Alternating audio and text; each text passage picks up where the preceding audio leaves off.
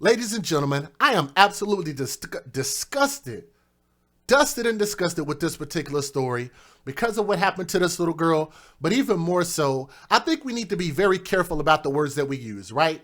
And I think that we also have to be very careful about propping up people just because of whatever they were born as, whether you're born a male, whether you're born a woman. I think we have to be very careful giving people praise and like praise that they didn't earn, right? Unjust, not non-due praise, I guess. I don't know how you say that. I'm not a very smart man. But nonetheless, I'm going to say some things that are not going to sit well with your sensibilities. And also the story's going to have some details that are probably going to turn your stomach. If you can't handle that, I get it if you need to exit, but that's your official disclaimer, okay? But these two dummies, excuse me. These two drunken, weird looking, funny looking individuals that y'all see on my screen deserve multiple life prison terms, and let me explain why. After nearly a year of investigating, authorities in Oregon, so this story comes out of Oregon, so Oregon takes the L for this story because it's ridiculous. They identified a young girl whose remains were stuffed in a duffel bag and discarded in a riverbank next to a highway rest area.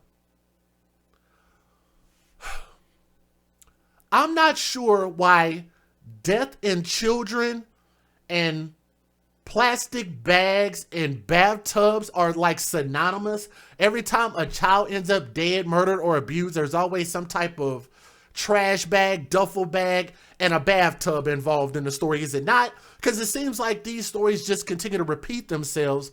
But the point is that we probably just need to keep our eyes open. If we see something, we got to report people like this. I don't know how it got to this point. I'm not sure where this baby's dad is, where the other family members are, but let me tell you some more about this story. The girl's mother, let me see if I can get her face up on the screen, if you can call it a face.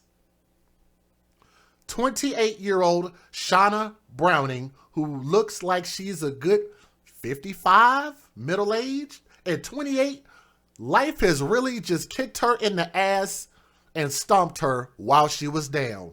My Lord. Woman, what happened to your face? Oh my goodness. Oh, soggy cereal face looking ass broad. Golly.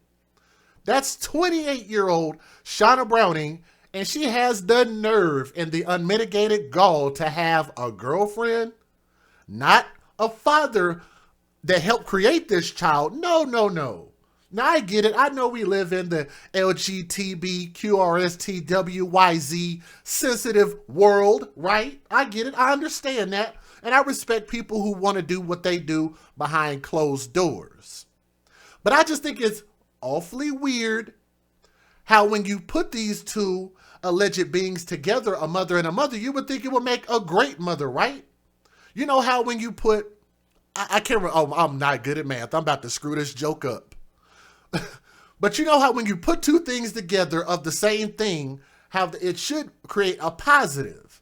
Well, in this case, when you put two females together, the highest rate of domestic violence is actually in female-female relationships. I'm not sure if you guys know that. You can actually look it up. It's a very true thing. So nonetheless, her girlfriend, who's 33 years old, let me see if I can get her face on the screen. And y'all tell me, I don't know if y'all can see it from here. Does she look like she's 38? Excuse me, not 38, 33. Wow, whoa. Golly, on the right-hand side, she's 33? Come on, y'all. Look, I know y'all looking at the pictures. I know y'all might think I'm being a little bit harsh.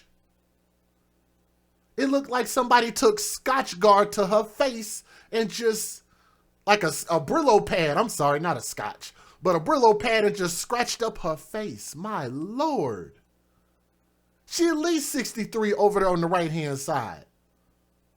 63, 64, 33? Like, where are y'all? What planet do y'all age on? My goodness. 33. I remember I was still skinny at 33, but we'll keep going. Her name is Lauren Harrison, and they were arrested Tuesday in Detroit, Michigan during a traffic stop and charged with aggravated murder for killing 9-year-old Haley Mae Koblenz. That baby is 9 years old. Now, while they're saying out of Detroit, Michigan, I don't know if they ran or what the case is, but that's what the story is. But that little girl is 9 years old. Let me see if I can get a solo shot of her by herself up here. So what you guys are looking at here is actually a sketch of her. The sketch of her is because they couldn't find her. All these missing person stories, and I've told you guys, where there's smoke, there's fire. And with most of these stories, when children come up missing, in my humble opinion, I think it's best to look at the people who last had custody of the kid as suspects. Y'all catch that? Suspects, not grieving parents, not because they're sad. No, no, no. I think they need to be scrutinized and judged, because how do you lose an entire 9-year-old from underneath your nose? 2 adults, let alone the relationship, whatever you want to call that bull crap. But 2 grown adults taking care of 1 child and you allegedly lose this kid? No, no, no, no. Detectives with the State Police Major Crimes Unit on December 10th of 2020 responded to a phone call about a female child's remains being discovered in Lincoln County by a man who had been walking in the area. Investigators say that the body had been concealed inside of a duffel bag, then hidden in a forest. That was a lonely death, a painful death, and an immensely scary death for this 9-year-old innocent baby to go through, especially knowing that her mother had something to do with it. The person who's supposed to love you unconditionally, supposed to be your rock, supposed to be your queen, right? The queens. And this is how we treat our children? Y'all might want to brace yourselves for this. Based on the level of decomposition, it was determined that the child had been dead for 30 to 60 days prior to being found. Just dumped and left. Matter of fact, let me go back real quick. I could actually show y'all a bigger picture of this right here if y'all want to see it. But this is actually a flyer of different people who ended up going missing. But if you want me to show you that, I can. Otherwise, it's just one of many flyers that they had to create. Based on the conditions of the remains, investigators were not able to determine much about the victim, saying they did not know her race, her appearance, or any other identifying characteristics, which is the reason why they had to draw that sketch. They were taking a guess, and that's a horrible. Could you imagine what kind of nightmares the person who had to draw that picture based on what the dead body looked like? I wouldn't want that job. Would not want that job.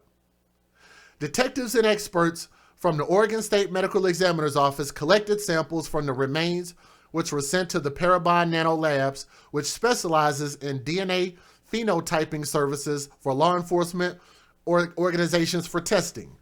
The reason why that's important is because if they find any type of DNA, then that can help them tie these criminals to these cases. So I'm very, very thankful that we have that type of technology. I'm going to tell you guys this, and I don't know if I'm going to offend anybody. I'm glad that law enforcement DNA testing has made it possible that we can actually get criminals arrested for the effed up things that they do to these kids. Beautiful, wonderful. We put that much money into that and we get back an amazing result. I think it's, I really don't know if I should say this, but do y'all know how long we've been donating money to breast cancer awareness? Excuse me. Yeah, not only that, but to cancer research. At least since I've been growing up, since the 80s. I feel like cancer should have been eradicated by now. What do I know? I don't know nothing. I'm not a scientist. Just throwing it out there. I'm just thankful that we got some technology in the police and law enforcement that's getting us some cases and people locked up by way of DNA tie. Just saying, it seems like that's money well spent. Just throwing it out there. Please don't get mad. I know I might have said something inflammatory. Let's keep going. The lab on October the 4th notified investigators that the child had been identified as Koblenz, the missing girl, who was just 9 years old at the time of her death. Investigators say Koblenz was born in Colorado, but had been living in Oregon and various other places in the Pacific Northwest with her biological mother and her mother's longtime partner since 2015. 16, 17, 18, 19, 20, 21. So they got together 3 years prior to this baby's birth. Wait a minute. No. Yeah, no. After the little girl was 3. Sorry, my math is bad. Or is it? Let me see. So let's go back. 2015, 16, 17, 18, 19, 20, 21. Yeah, that's right. So the little girl was already 3 years old by the time they got together. My math is not good either. Anyway, police said that the child was never enrolled in school and had been reported missing by the 2 women. Investigators with the Oregon State Police said that they located Browning and Harrison at a Detroit motel.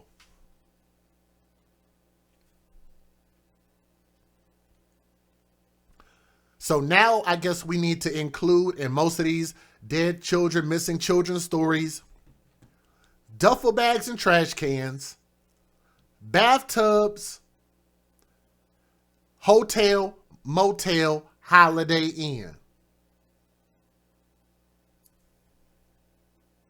And it's always the nastiest, filthiest, raggediest, falling apartness, bed bugness, roach infested, drug infested, prostitution infested, hotel, motels that these people end up going to. And you have to ask yourself this. If you don't have enough money to put a roof over your own head, why do you have children? Matter of fact, you'd also have to ask yourself this. How is it that 2 grown female adults, between the 2 of them and at least one of them being able to take advantage of the benefits that the little girl would give them, Section 8 and food stamps, at least those 2 things, you couldn't get a place? In 6 years between the both of you dummies? I mean women?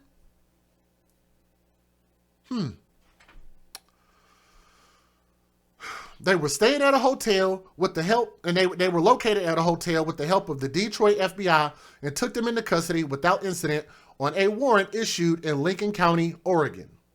According to the report, and matter of fact, I'm getting this article, I'm trying to call it, by lawandcrime.com. So thank you, Law and Crime. They've been really, really awesome with their support. According to the report from the Oregonian, Browning and Harrison were homeless. These BITCHs were homeless. I'm going to throw a little fun fact out there for you guys. Because my motorcycle club in the AFC, we're actually going to be going to Feed the Homeless next Saturday. Or is it this Saturday? The 11th? Yeah, this Saturday actually. We're going to actually be participating to Feed the Homeless. And I'm going to tell you guys, I do have a heart for the homeless. But here's the thing. The majority of homeless people, if you look at the numbers, are mostly men.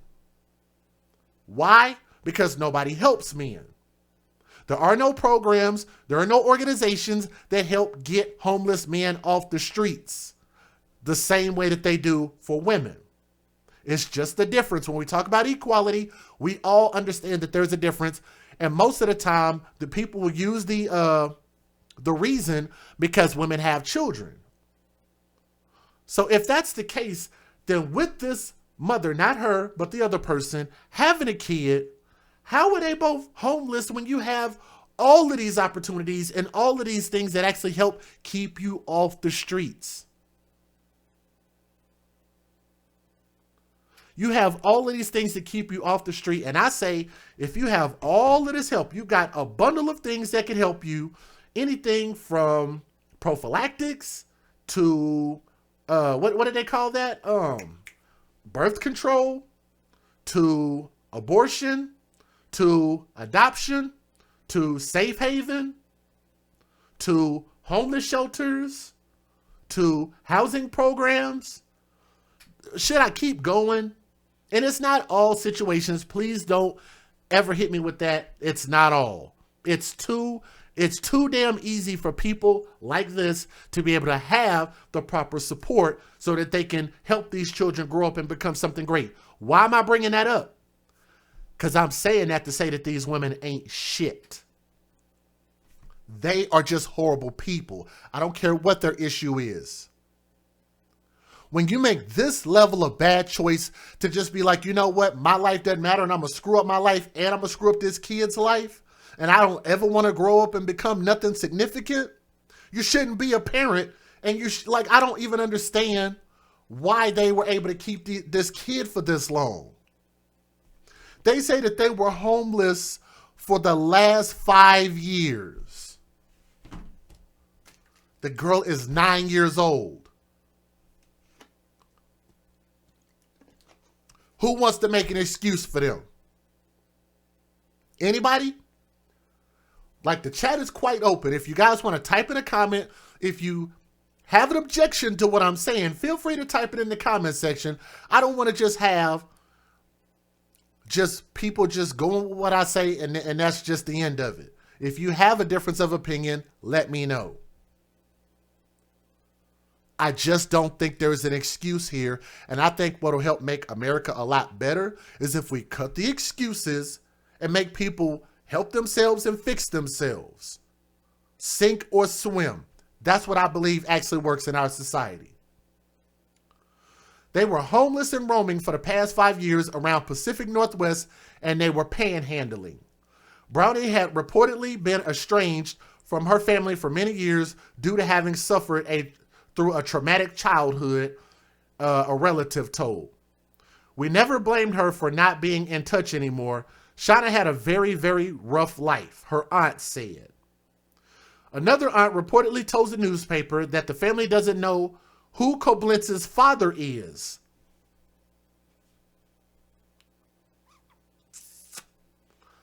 So you just having sex with random people, it's just that easy to have a kid? Just pick a random man, be like, oh, you got a dick, I'll take it. Is that the way it works? You go through 9 months of being pregnant, go through hours of labor, bring a kid into this world, knowing that the mortality rate is really high. You could almost die from giving birth. Y'all know what the mortality rate is in the United States of America? It's high, y'all. It's very high. There's a high probability you could die given childbirth. It's a choice. You don't even know who the dad is?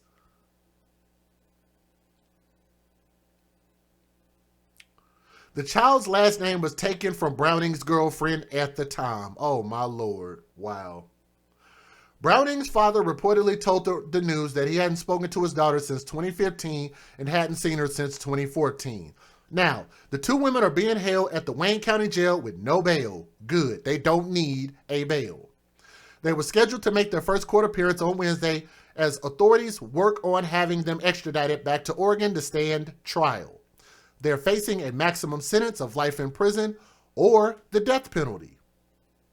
So I'm assuming that they had to have found some information on this child, some blunt force or something like that, but they absolutely know that this child was murdered. Let me give you guys the fair usage. Let's move on with the 2 news videos. Let's get it.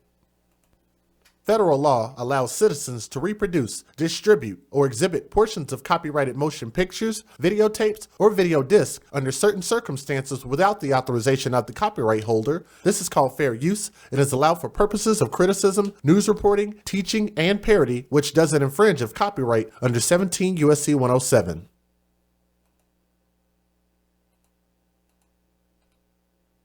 Well, tonight authorities released the identity of a child whose remains were found almost a year ago inside a duffel bag near a rest stop in Lincoln City at 10 o'clock. Here on Portland CW, I'm Jeff Gianola. And I'm Elizabeth Din. And tonight, 2 women behind bars facing charges for aggravated murder in this case. Oregon State Police traveled to Michigan where the FBI arrested those women. Jenny Young spoke with troopers about these developments. This is just so heartbreaking because no child deserves this kind of ending. For almost a year, detectives with Oregon State Police worked to figure out the name of a little girl whose body was stuffed inside a duffel bag and hidden in a forest near this rest stop in Lincoln County. We estimated that she had been dead 30 to 60 days prior to the discovery.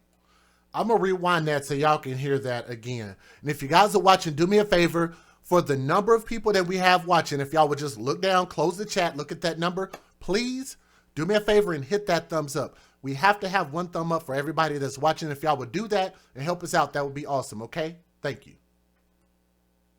That she had been dead 30 to 60 days prior to the discovery. Obviously, at that point, it's very difficult to identify a child. OSP Captain Stephanie Bigman says with DNA evidence and the help of genealogy databases, the remains were identified back in October as those of 9-year-old Haley Mae Coblentz. As a law enforcement officer, you're horrified and really just want to do everything you can to find those who are responsible for this. We learned with the help of federal authorities in Michigan, OSP detectives were able to track down Haley's biological mother, 29-year-old Shauna Browning, and Browning's girlfriend, 34-year-old Lauren Harrison.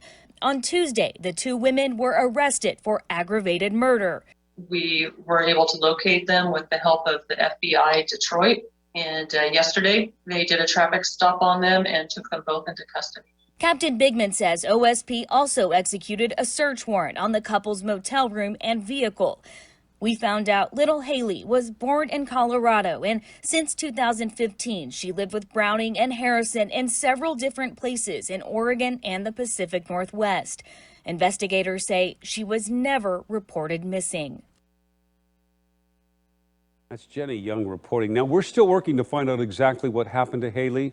We learned at least one of the women was interviewed by OSP after being taken into custody. They tell us it's not clear when those women will be brought back here to Oregon to face justice.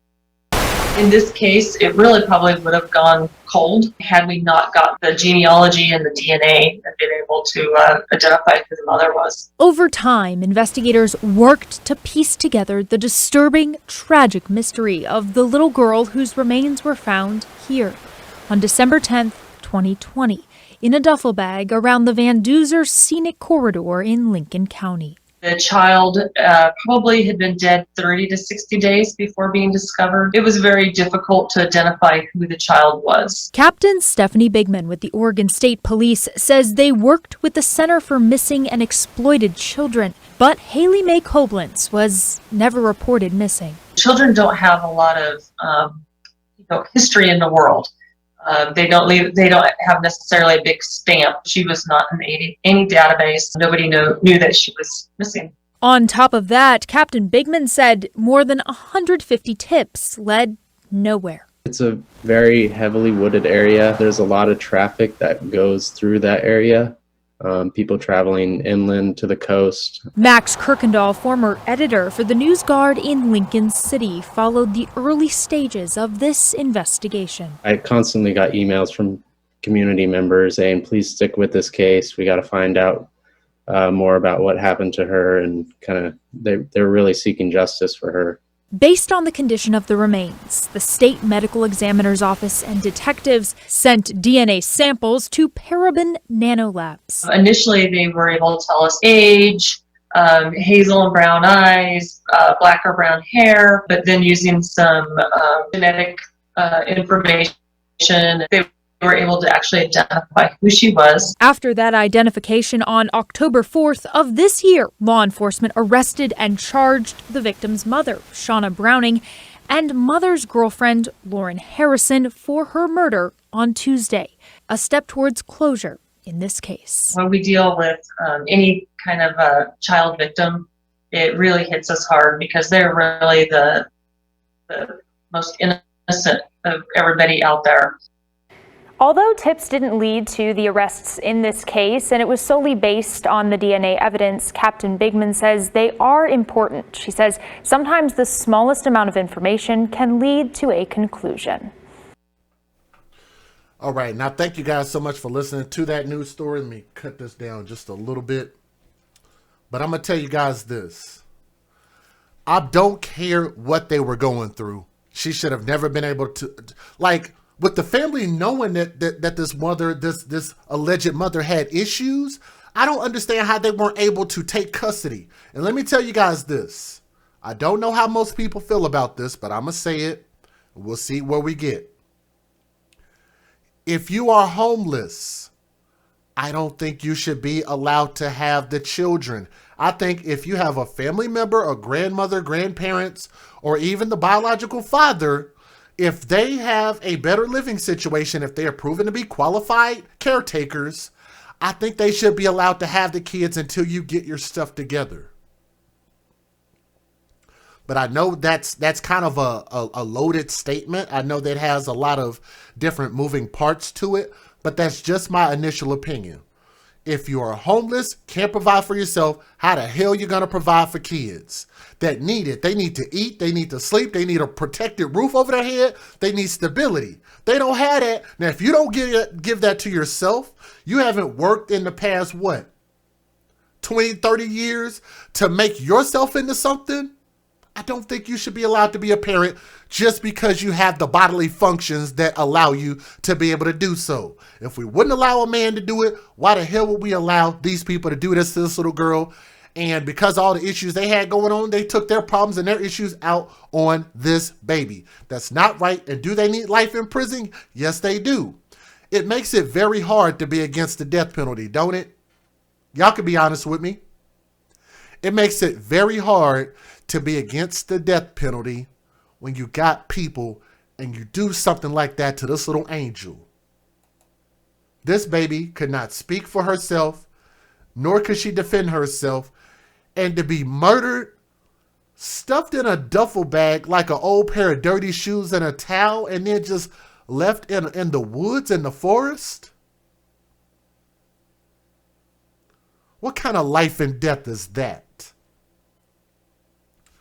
Haley deserves justice, and I hope she absolutely gets the maximum justice under law, whatever it means. Okay? Thank you guys so much for listening, and let me put her picture back up here. Haley, young princess, R.I.P. This world absolutely failed you. She'll get an opportunity to meet Jesus. She'll be at his feet. Those two evil women hopefully will be meeting their maker in hell soon. Hell is not full of child murderers and abusers yet. Let's keep them down there. Thank you guys so much for listening to this particular story with an open mind as well as an open heart. Thank you.